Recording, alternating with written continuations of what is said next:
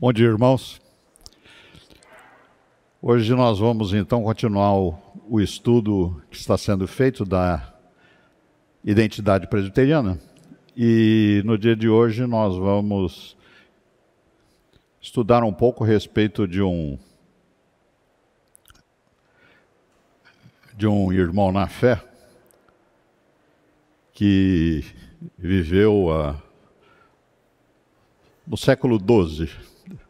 Por volta nasceu lá em 1140, pouco, 1100 anos depois de Pentecostes. O nome dele é Valdo, em português. A região dele falava lá provençal, antes do francês, então possivelmente o nome dele fosse Vaudé ou Valdez, mas em português nós usamos Valdo. E aí eu lembrei de que a história está sob Deus. E esse texto nos lembra bastante bem.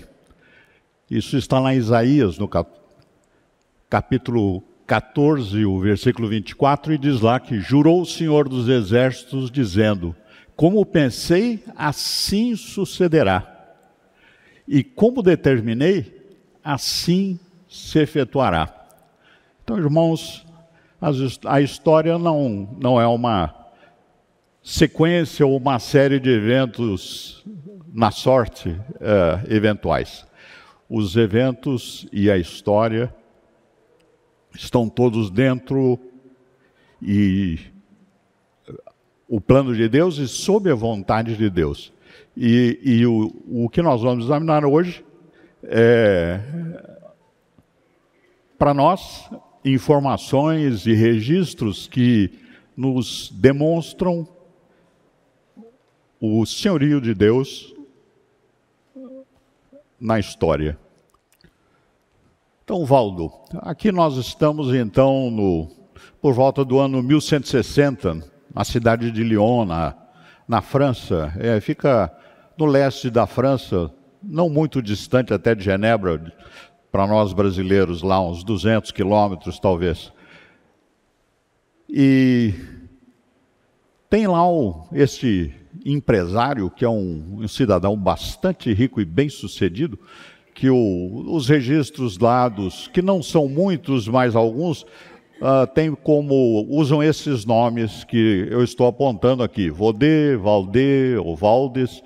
E em português, vindo bastante próximo do latim, que muitas das coisas eram traduzidas para o latim, particularmente nos documentos da Igreja Católica e também dos registros acadêmicos, nós usamos o nome de Valdo.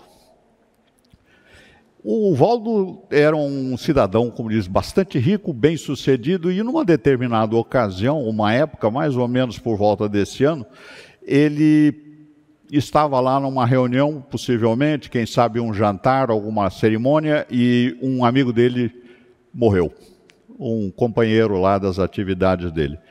E era aparentemente também bem-sucedido também como o Valdo. E esta morte súbita, inesperada desse amigo, o abalou bastante Valdo, pelo que se tem. E ele se deu conta que ele, um amigo, que eram bastante bem-sucedidos, ricos, a riqueza não preserva a vida. E isso que ele se deu conta, não preserva nem perpetua. A vida não está na mão e não está dependente das riquezas materiais, a sobrevivência até. Aí mais tarde estava ele, possivelmente em época próxima, ele estava andando lá pela cidade de Lyon e ele se defrontou, ouviu um trovador, uma pessoa que estava lá a declarar ou a cantar a respeito de uma história lá. Isso era bastante frequente, pelo que dizem os historiadores, em toda a Europa. Os trovadores e os que cantavam lá, digamos, nas cidades, em praças, etc. E esse cidadão contava então a história de Alexios, que tinha sido uma pessoa que viveu digamos, há séculos antes de Valdez, talvez lá pelo século IV ou V, isso, aliás, época lá digamos, do Agostinho, e ele teria também tido um confronto de vida bastante marcante e em uma ocasião próxima até do casamento dele, pelo que se diz a história, ele se viu na necessidade de mudar sua vida. A vida dele era de uma família muito rica também, e que ele se viu confrontado nessa situação de riqueza, e também ele ouviu e conhecia os evangelhos de Cristo. Então decidiu deixar aquela vida digamos, de dependência material, de gozo das coisas materiais, e saiu pregando e ensinando o Evangelho, e parece que foi até a Palestina, não se sabe bem, há discussões a respeito da origem dele, se ele era do Egito ou de algum outro lugar, mas era um cristão e deixou tudo e foi ensinar a respeito de Cristo. Nas suas andanças, passou muito tempo na dependência, vivia de doações, ele dependia do dia a dia de receber doações para sobreviver, e aí então, anos mais tarde, retorna para a cidade natal, vai à casa dos pais, a família não o reconhece, mas o alberga, o recebe em casa. Ele não comenta nada, aceita a doação ou a recepção, e aí passa anos, continua a ensinar as pessoas a viver de esmolas e morre. Mais tarde, então, a sua família, ao ver os documentos, os papéis, porque ele vivia num canto que haviam dado lá para ele dentro da casa, e entre os papéis eles veem que ele era filho da casa. Isso também parece que afetou bastante ao Valdo. E então ele fica perturbado com esses acontecimentos e decide conhecer melhor a Jesus e os evangelhos. Mas naquela época a Bíblia era em latim. O que acontecia é que, nós vamos ver mais adiante, talvez aí eu vou até antecipar, os irmãos lembram ali no século IV, ali com Agostinho, que naquela mesma ocasião a igreja em Roma havia decidido fazer, já existia o bispado de Roma bastante importante e forte na igreja, digamos, cristã. Eles haviam decidido fazer uma tradução para o latim da Bíblia integralmente. A Bíblia, como os irmãos lembram, o Novo Testamento tinha sido escrito em grego, que era o idioma falado, vamos dizer, na bacia, no Mediterrâneo Oriental, que era ali na Palestina, na Grécia, no Egito. Mas na parte ocidental do Império Romano, o idioma, desde o início das conquistas romanas, lá antes de Cristo, era o latim. Bom, então nós estamos falando aí da igreja no Ocidente, dizendo da Itália para digamos, oeste, né, em direção à França, à Espanha, etc., e era o latim, e não havia textos em latim. Então, lá no quarto século, pediu-se para um conhecido e talvez um contemporâneo, sem dúvida nenhuma, de Agostinho, o Jerônimo, para fazer uma tradução em latim. Foi feita, e essa tradução era a tradução que subsistia há 700 anos dentro do ambiente da Europa Ocidental. E o latim tinha deixado de ser um idioma usado pela população, e nós vamos ver um pouco adiante as razões, E os idiomas regionais tinham crescido. Por exemplo, nessa região do sul da França era o provençal. E o latim era pouco conhecido, exceto no clero e no ambiente acadêmico. O povo em geral, inclusive esse comerciante bem-sucedido, ele talvez entendesse um pouco do latim falado, não seria improvável, mas ele não lia nem escrevia. E ele estava então numa situação complicada. E o que ele faz? Ele contrata a tradução da Bíblia e também de uma série de escritos da patrísticos lá, que é Agostinho, Jerônimo, Ambrósio, Gregório. Ele contrata uma parte desses, os textos mais conhecidos e principais, e ele faz uma tradução para o provençal. E isso, o idioma regional. A consequência é que ele agora pode estudar e decora até os textos, e conhece a aprender, e segue ele a aprender a Bíblia. Mas diz lá os historiadores que não resolve a questão espiritual dele. A angústia permanece. E como é a preocupação do Valdo assegurar a salvação? E continua a procurar aconselhamento. E alguém então o aconselha e lê o texto lá de Mateus 19, versículos 21 a 24, que nós conhecemos, mas vou relembrar. Então, eis que alguém aproximando-se de Jesus, lhe perguntou: Mestre, que farei eu de bom para alcançar a vida eterna?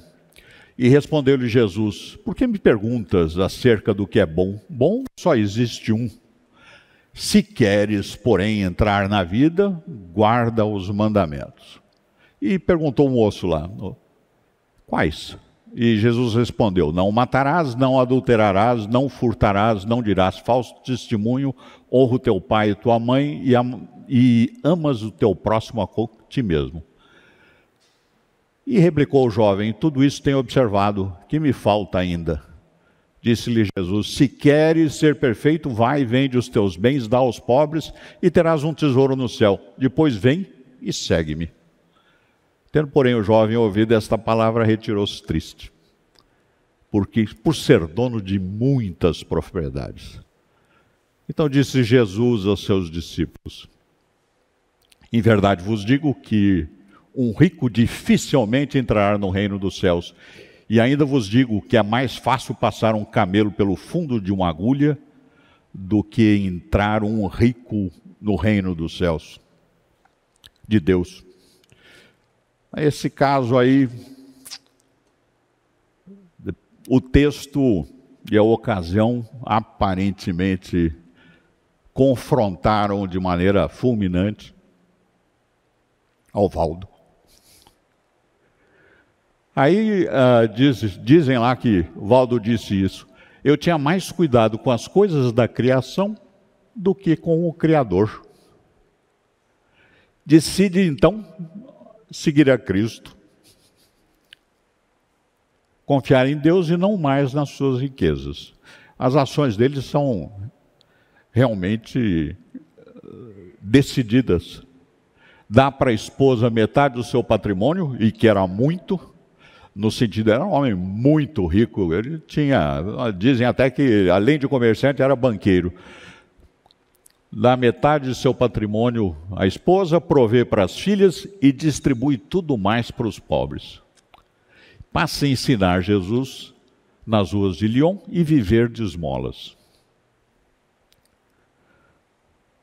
O Valdo viveu então nessa época de 1140 a 2005, 2007, alguns dizem até que ele viveu até 2015, 2016, mas não há registros específicos, então essa ocasião é razoável. O que é interessante nós lembrarmos que isso é mais de 1000 anos depois de Pentecostes. Lá de Pentecostes, como nós lembramos, de Jerusalém, a igreja se espalhou para todas as direções. Lembramos e temos estudado aqui, e vocês conhecem, a respeito das missões dos apóstolos e os registros que nós temos em Atos e também seguindo nas cartas, foram para todas as direções, norte, sul, leste, oeste. Há poucos registros que nós conhecemos nos textos bíblicos a respeito da expansão da igreja, por exemplo, pelo Egito e pelo norte da África, mas ela ocorreu também. Foi também para a região norte da Europa, para a região do Mar Negro, Báltico, Ásia. As questões da expansão da igreja foi generalizada.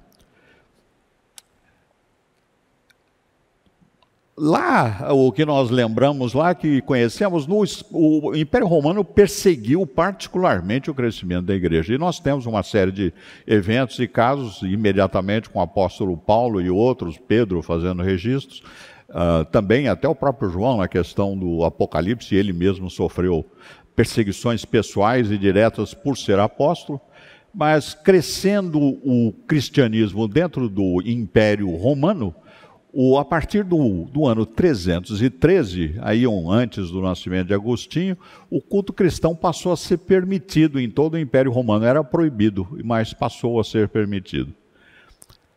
Em 384, passou a ser a religião oficial do Império Romano.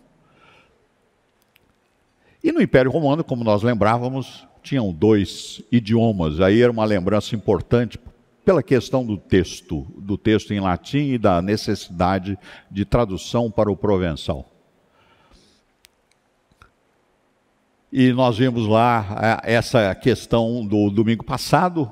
Então, a Vulgata foi publicada em 406, ou seja, 750 anos aqui antes desses eventos. E um importante evento também, nós vamos ver a consequência, foi a divisão do Império Romano, que ficou em 2 impérios, o leste e o oeste, o bizantino e o ocidental romano. Essa região do século IV e V foi uma região que os que conhecem a história e provavelmente conhecem bem melhor do que eu, foi a época da invasão dos bárbaros, particularmente na Europa. No Oriente também, ali no Império Bizantino, houve questões de invasões, mas o Império Romano foi fustigado por grandes invasões, o que levou à queda do Império Romano em 474. E no lugar do Império Romano surgiram, consequência das invasões dos povos que vieram, diversos reinos, países com idiomas regionais. E o cristianismo, mesmo nessas circunstâncias de invasões, de povos vindo de outras regiões, todos pagãos, mas o cristianismo continua expandindo e a conversão crescente. Aí, digamos, a indicação para conhecimento. Aqui é a parte ocidental, o Valdo estava mais ou menos nessa região aqui. E por aqui é Roma e Constantinopla, mais ou menos por aqui, que era a sede do Império Romano Bizantino e Roma, sede do Império do Ocidente. Agora, nessa questão da diferença de idiomas e também do estilo de igrejas que foram desenvolvendo no Ocidente e no Oriente, primeiro pela questão do idioma dominante, que o lado oriental era o grego e do lado ocidental era o romano, e afora também as questões que estão sob a vontade de Deus, surgiram muitas questões, conflitos, debates, e que foram se acumulando no primeiro milênio. Nesses 1000 anos, houveram muitas questões doutrinárias importantes que ocorreram na igreja cristã. O que acontece é que no ano 1054 ocorre o cisma. O ano 1054, agora 100 anos antes de Valdo, ocorre o grande cisma na igreja cristã. Ela se divide em 2 igrejas, e como consequência das discussões e brigas eclesiásticas e políticas das 2 sedes, o Papa de Roma e o Patriarca de Constantinopla excomungam um ao outro, se declaram o outro não cristão. Bom, com isso divide a igreja, e isso, irmãos, vamos deixar bem claro, né? Isso daqui está acontecendo na direção eclesiástica. A igreja de Cristo continua crescendo. Então surgem 2 igrejas cristãs, romana e bizantina. E as 2 igrejas são muito fortes e poderosas, são ricas e politicamente fortes. Não, nada parecido com o que nós lembramos da Igreja de Cristo expandindo, vamos dizer, da Igreja visível, não é? De Cristo, e a invisível também expandindo ali digamos, na região apostólica. A Igreja de Cristo não tinha sede mais. Jerusalém era digamos, o início da igreja, mas ela se espalhou por todos os lugares, reuniam-se os crentes, mas não era uma igreja que exercia ou pretendia exercer força política. Essas duas igrejas essas duas organizações, instituições, tinham grande preocupação com o século.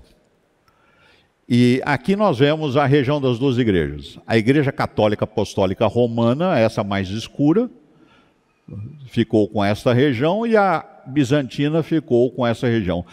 Uma das questões imediatas lá da separação foi aqui na região da Itália, lá, porque tinha uma discussão e briga de quem eram as igrejas lá, e a parte sul da Itália ficou com os bizantinos e o centro-norte com os romanos.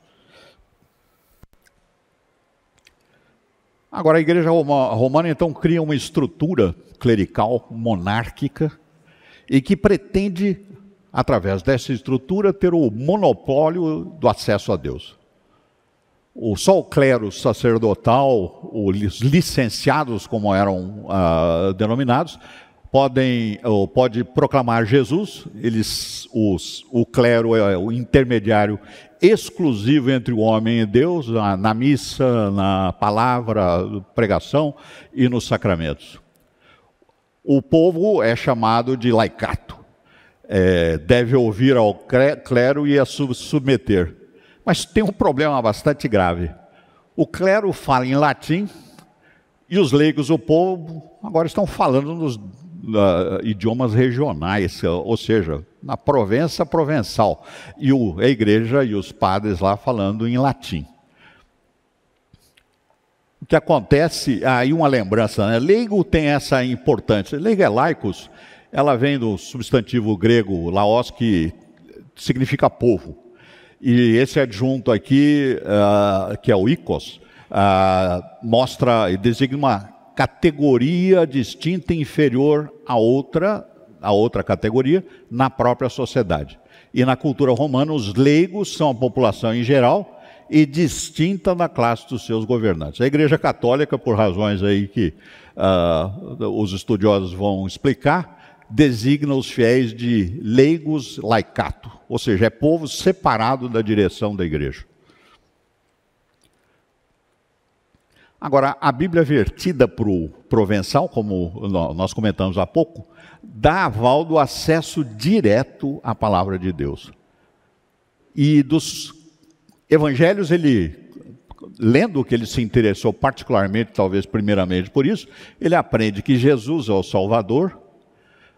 O Sermão do Monte tem um enorme impacto na vida do Valdo e depois também dos demais que vão acompanhar. E a grande comissão. O Sermão do Monte é o modelo de vida para o discípulo de Jesus. E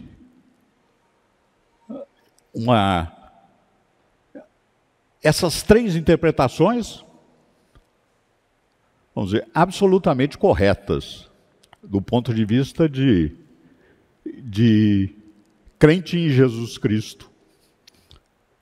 E este modelo de vida, viver por Deus, e não, digamos, do acúmulo de riquezas e material, foi uma extraordinária revelação para o Valdo. E aqui ele aprendeu também. O discípulo de Jesus tem a obrigação de fazer discípulo em todas as nações, ensinando tudo o que Jesus ordenou. Aí o Valdo, praticando isso, tem pessoas que se ajuntam a ele, lá em Lyon.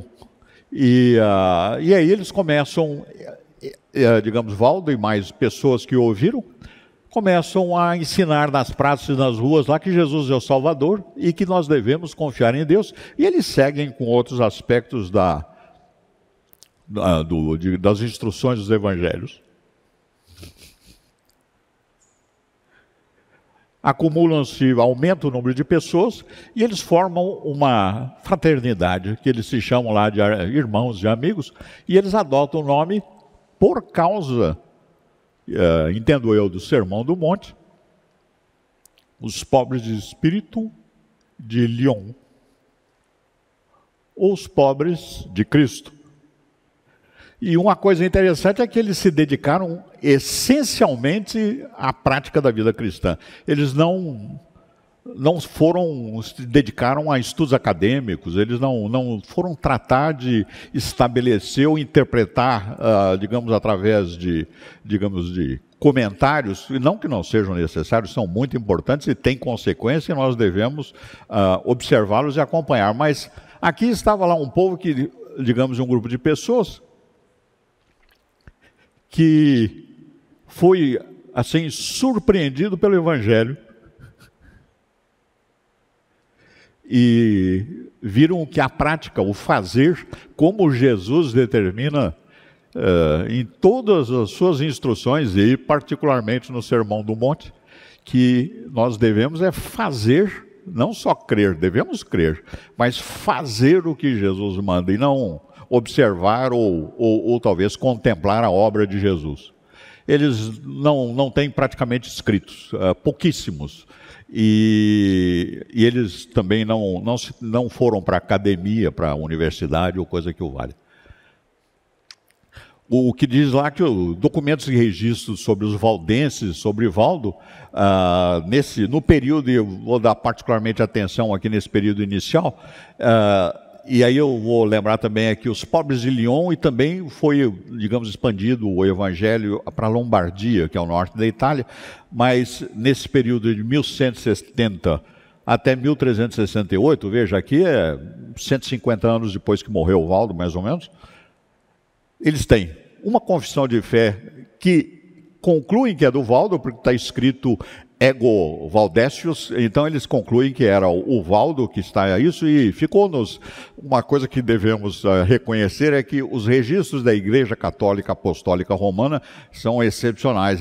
Os arquivos dele, eles guardam aparentemente tudo, e de séculos e, digamos, milênios. Não há acesso para todas as pessoas, mas quando se abre ao público, então pode até surgir aqui confissão de fé de 1180 do Valdo. Entre os pobres de espírito de Lyon e da Lombardia, isso em 1218, já depois da morte do Valdo, aparentemente eles tiveram uma reunião entre eles para tratar diversos assuntos, lá digamos que cuidavam dos movimentos, e menciona-se uma série de ações, e é um outro documento original dos pobres de Lyon e da Lombardia, e falando sobre o Valdo, inclusive, e depois cartas entre os pobres da Lombardia e da Áustria. Aí nós vamos ver resultado de missões que eles mandaram por toda a Europa. Isso foi escrito lá em 1368. Aliás, nessa ocasião há um registro lá de Pedro Valdo como sendo também um dos iniciantes do movimento. Tem também um documento de um ex-companheiro de Valdo, que chama Duran de Huesca. Esse era um indivíduo de origem ibérica, e ele era aparentemente um intelectual, um indivíduo com mais conhecimento e interesse pelos estudos, e ele escreveu um tratado contra os cataritas, que eram um grupo, digamos, dissidente também, que estava acontecendo na mesma época. Tinha lá os albigenses, cataritas, tinha uma série de pessoas e grupos que estavam em conflito com os ensinos da Igreja Católica e também da Igreja Bizantina. Não é privilégio digamos, só da Igreja Romana se desviar de Deus. A Igreja Bizantina também se desviou. E ele escreveu, então, um trabalho a respeito desse desvio dos cataritas, que tem o nome lá em latim, e que foi escrito em 1190. E na Igreja Católica Romana, inúmeros registros a respeito desses movimentos, inclusive, particularmente, tratando do Valdo e dos pobres espíritos de Lyon e da Lombardia.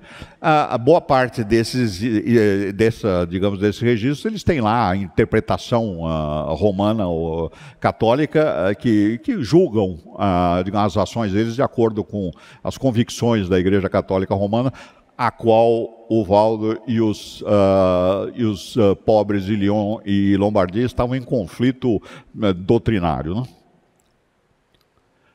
Aí, voltando às ruas lá de Lyon, agora a questão. Então, essas pregações dos pobres de Lyon e do Valdo perturbam profundamente lá todas as pessoas, e inclusive, particularmente, o clero lá de Lyon. Porque essa questão de acúmulo de riquezas era uma praxe, como é hoje, predominante, né? Se a pessoa é bem-sucedida dentro da sociedade, creio que infelizmente muitos dos nossos irmãos também avaliam isso, é em função lá do resultado, da influência, de quanto ele tem no banco, quanto que ele investe, etc. Aí esse é bem-sucedido ou não. A vida espiritual, infelizmente, muitas vezes é secundária. O clero reclama contra esse problema aqui. E até reclama porque os audaciosos pobres de Lyon iam até dentro das igrejas ensinar os seus erros, né? Quer dizer, eles não ficavam contentes nas praças e ruas, iam nas igrejas também.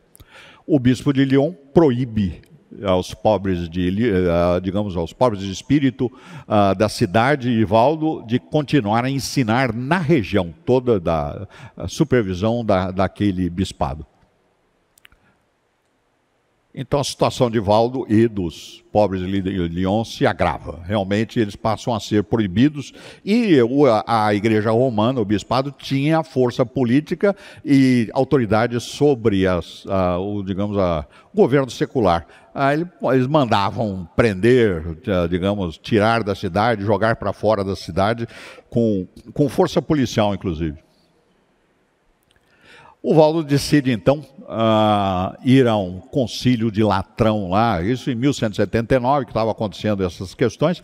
Ele vai ao concílio de Latrão em Roma. Veja, uma coisa interessante, ele sem dúvida, para mim me parece que tinha uma boa presença e penetração dentro da Igreja Católica, e particularmente lá em Lyon, porque ele vai ao concílio, é recebido sem ser convidado. É um indivíduo que entra lá, mas ele não é um ilustre desconhecido. Ele é um ilustre conhecido. Ele entra e vai lá falar com o Papa, que obviamente era um bispo comparado com a Igreja Romana de hoje, que, continua crescendo, e a estrutura era já sofisticada, mas não é como a que nós vemos hoje, que acesso ao bispo, a cardeais, realmente é fisicamente difícil. Apresenta então as justificativas porque ele proclama Cristo. E a justificativa dele é, a ordem, a grande comissão, que está lá em Mateus. Ele é discípulo de Jesus, ele não se vê tendo necessidade de ser licenciado para pregar Cristo. Ele e todos os seus companheiros. O Papa Alexandre, que era o Papa da ocasião lá, da época, ele concede até e reconhece um voto de pobreza para a fraternidade e para o Valdo, e alegam alguns lá que ele deu uma autorização verbal que eles continuassem a pregar, mas do ponto de vista prático e de registro não há autorização.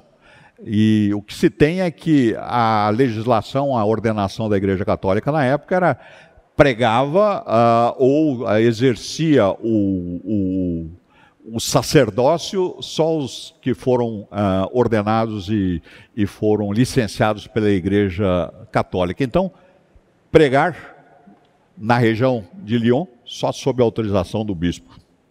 Aliás, nós temos aqui no Brasil uma expressão bem conhecida, né, que para resolver alguma coisa vai falar com o bispo, né? Então, não sei se vocês conhecem isso. No retorno a Lyon, então, o arcebispo de Lyon, que na época era um Estevão de Bourbon, ele recebe a decisão, ele ouve o que está sendo dito e ele postula e diz, não licenciado não pode pregar, não pode ensinar evangelho nem Jesus Cristo. Os pobres de Lyon e Valdo respondem então com outra frase fundamental para nós, que está lá em Atos: antes importa obedecer a Deus do que aos homens. E aí existem registros na história lá e comentários que o Valdo ganha, digamos, o nome de Pedro, né? Porque ele deve ter sido ele que falou. Lá nesse concílio, registra lá um bispo lá, que acho que chama-se Walter Mapp, ou coisa assim, que foi o Valdo e mais um outro pobre de Lyon. Eram dois que estavam presentes. E o Valdo ganha esse apelido. E eles seguem nas ruas de Lyon e redondezas, pregando arrependimento, confiar em Deus, aceitar e seguir Jesus Cristo. A reação da igreja foi bastante severa. Tem um comentário lá que é feito por um historiador, que um dos participantes do concílio lá, parece que houve lá um debate, até tanto o Papa lá ficou, digamos, bem impressionado lá com os argumentos do Valdo e do que ele apresentou, e parece que houve alguma discussão, então, dentro do concílio a respeito dessa proposição de um leigo pregar, e nos debates registra um dos que estavam lá em algum papel dentro da Igreja Católica, que o Papa foi orientado por esses arguidores que deixar os leigos pregarem, abrir essa porta de acesso, seria o fim da Igreja Católica, né? E o Papa, outro Papa agora, não mais o anterior, o que deu autorização, o Lúcio III, excomunga a todos lá pedidos, e por essas razões. Entre as acusações da Igreja Católica lá para excomunhão, está lá: heresia, rejeição ao purgatório, das indulgências e orações pelos mortos. É interessante, na Igreja Católica isso é, digamos, realmente uma heresia. Para nós fica evidente quão certo estava Valdo e os pobres de Lyon. Tem que rejeitar mesmo, fizeram bem. O outro ponto importantíssimo também era desobediência à igreja. Que a igreja era, digamos, a igreja, os irmãos talvez não tenham conhecimento particular, mas na Igreja Católica, a igreja é o clero. Os fiéis, os leigos, não são a igreja. Os leigos são fiéis que recebem a graça pela igreja. Então, desobedecer à igreja, na interpretação já da época e continua sendo até hoje, é desobedecer a Deus. E a desobediência deles era desacatar a proibição de proclamar Jesus e ensinar os evangelhos. Aí foi expulso de Lyon, era proibido de ficar em Lyon, foi jogado para fora lá, lembra lá o mesmo caso lá do Paulo, que foi jogado para fora de algumas cidades. E ele é excomungado da igreja romana, mas ele continua a pregar. E ele continua a pregar e agora atua em região até maior. Ele vai lá para o norte da França, a Itália vai para Piemonte, a Lombardia, mas ele vai de forma itinerante e, de certa maneira, clandestina lá, porque existe uma ordem geral.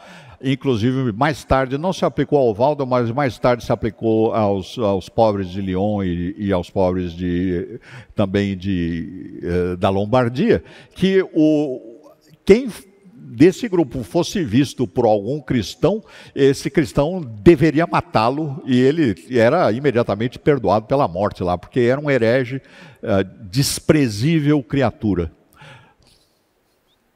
O Valdo morre, então, durante provavelmente as suas missões, ele morre provavelmente entre 1205 e 7. Como eu disse no início, existem alguns outros que comentam que a morte dele foi um pouco mais tarde, uns 10 anos depois, mas a questão é que o trabalho dele e a obra dele, do ponto de vista de discípulo de Cristo, é que ele seguiu e obedeceu às instruções de Jesus e deixou discípulos.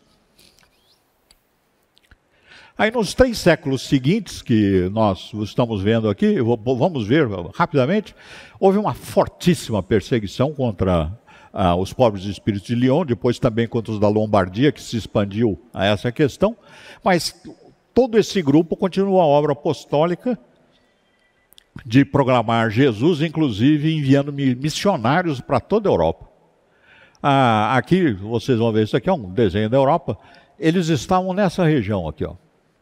Mandaram para o sul da Itália, mandaram para o sul da França, norte da Espanha, Aragão e Catalunha, mandaram para essa região toda do Vale do Reno e para o norte até Holanda, alguns dizem que foi até Plymouth, na Inglaterra.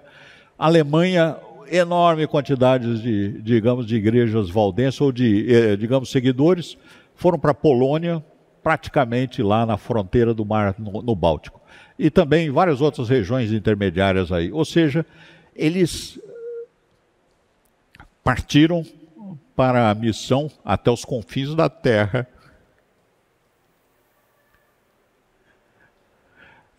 Durante esse desenvolvimento pós-Valdo, eu creio, então surgiram 2 grupos entre os irmãos, os fraternos, pobres de Lyon e da Lombardia. Eram os pregadores que se dedicavam à palavra, só à palavra e ao ensino.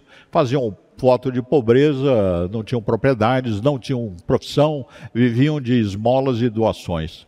Aí a coisa curiosa lá, eu creio que numa interpretação, vamos dizer, questionável lá sobre os comentários de Paulo, né, eles adotam o celibato e são ordenados porque aí era necessário também, um dos elementos nós vamos ver mais tarde, havia necessidade de distribuição dos sacramentos, de atendimento, e eles veem a necessidade de ordenar pessoas que vão se dedicar a isso. Os crentes são chamados de amigos, e aí veja, homens e mulheres seguidores de Jesus, que podem casar, exercer trabalho, ter propriedades, apoiar pregadores, podem e devem proclamar Jesus. Não se cria um clero, uma casta sacerdotal. Agora, o que é interessante, que é um ponto que desde o início surgiu, é esse elemento aqui. Homens e mulheres pregando.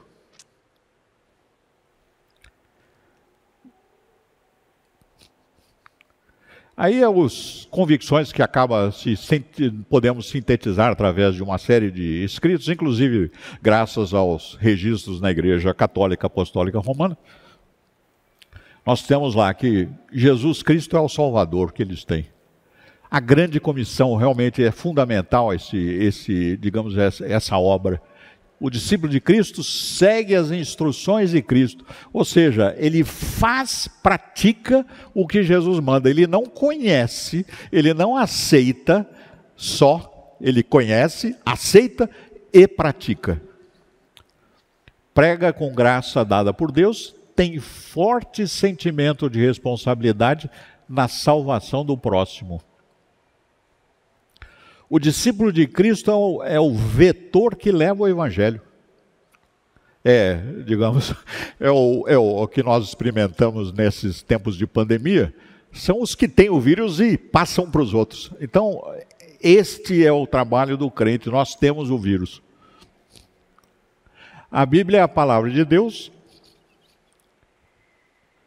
Deus falou uma vez e por todas, pelo seu Filho Jesus. A palavra é dirigida à humanidade, isso é, em geral, não é só o clero que pode ler e interpretar. Qualquer inovação degrada a mensagem de nível, não pode haver alterações, acréscimos ou extrações. Pois compromete a promessa de salvação e é contra o próprio Deus. Os pobres de espírito de Lyon e da Lombardia não seguem o romanismo. Porque qualquer outra fonte de autoridade que não as Escrituras são rejeitadas. Qualquer mediador entre Deus e homens que não Jesus Cristo, rejeitado. Que só o clero pode ouvir. Isso era um ponto interessante, muito importante na praxe da época da Igreja Romana, que era a confissão. Aliás, o comentário de grande parte dos estudiosos da Igreja Católica e cristianismo romano é a confissão. A confissão, de certa maneira, escraviza o fiel ao sacerdote. Ele sabe todos os seus segredos particulares. Qualquer momento ele só dá uma piscada lá e lembra lá que o fiel então vai se submeter ao clero, não a Deus. E dizem lá que só o clero pode ouvir uma confissão. O comentário deles é: todos os crentes podem. Aliás, quem deve sempre ouvir as nossas confissões é Deus. Mas se nós quisermos nos consultar a respeito de questões que nós temos e problemas, devemos entre irmãos. Purgatório, indulgência, oração pelos mortos, eles rejeitavam. Qualquer outro sacramento que não batismo e santa ceia, e já naquela época havia, digamos, eu acho que o único que não havia ainda acontecido era, digamos, o santo matrimônio, mas todos os demais já eram oficializados ali.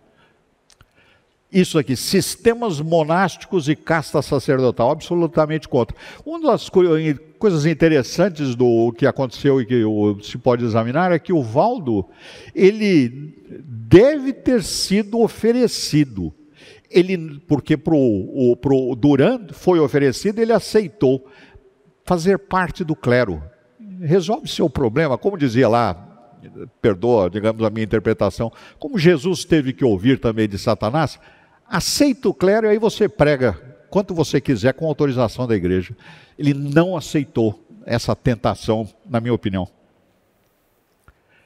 Veneração de relíquias, peregrinações, uso de água benta, que todos nós aqui conhecemos em toda a América Latina e em qualquer igreja que existe, a Igreja Católica Romana se apresentou, vocês provavelmente conhecem, mas todos os países que os católicos romanos entraram com o seu ensino, existe uma cidade de peregrinação dedicada usualmente à Virgem Maria.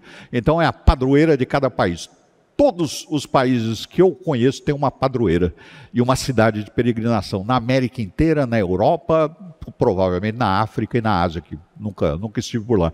Mas a colocação é que em todos esses lugares eles criam isso. E é interessante, porque sempre tem um fenômeno qualquer misterioso, que aparece uma imagem, alguma coisa lá, e ela passa a ser venerada, e acrescentando a Virgem Maria nisso.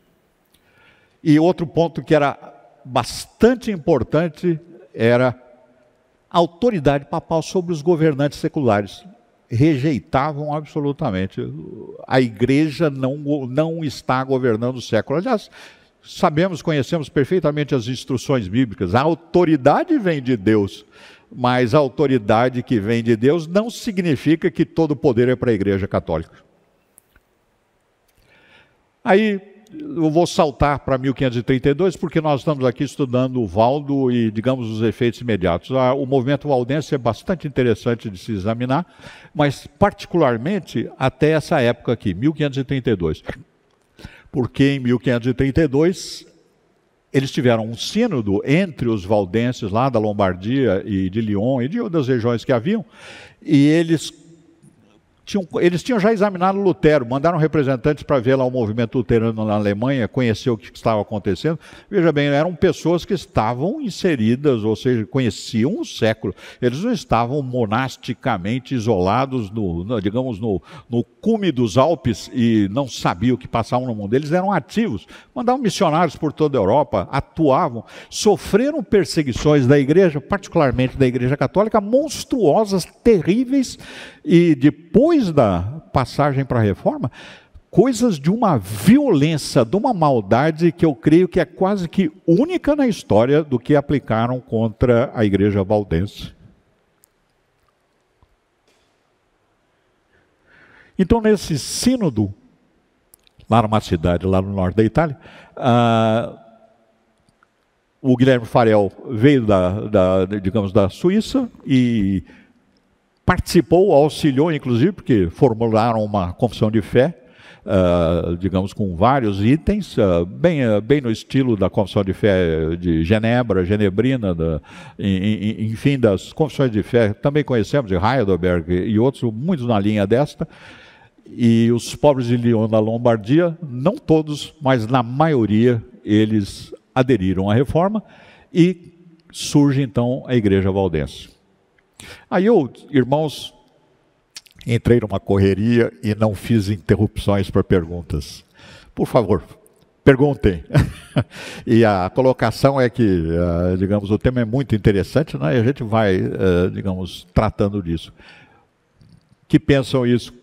O que é que o Valdo nos demonstra? O que ele nos ensina? Eu só estava esperando eles chegarem na reforma, né? Porque com todas aquelas rejeições, eu estava pensando aqui, eles são protestantes antes da reforma protestante. Gentilmente, o reverendo não usa os proto-protestantes. É o termo, digamos, acadêmico que ele conhece muito bem. É um dos, aliás, o Agostinho também. Exatamente. Eles são realmente, aí, irmãos, a colocação é que tem o texto que nós conhecemos lá de Pedro, né, que fala lá, acho que é o 2 Pedro, não me recordo bem, capítulo 2, coisa assim, que ele fala que a respeito de Jesus Cristo, né, dos 1000 anos, né, 1000 anos é como um dia para Deus, mas Deus é paciente e Ele não vai deixar nenhum dos seus escolhidos sem ser redimido. Então passam 1000 anos ou 2000 anos, essas questões todas vão digamos, se desenvolvendo. E mais ainda, o outro tema que nós conhecemos é que Deus, e o próprio Jesus comenta conosco em outro texto lá, que também está em Mateus, que as portas do inferno não vão prevalecer. Muito bem, então, só para comentários, aí está, digamos, a frase que eu gostaria de encerrar. E respondendo, Simão Pedro disse: Tu és o Cristo, o Filho do Deus vivo.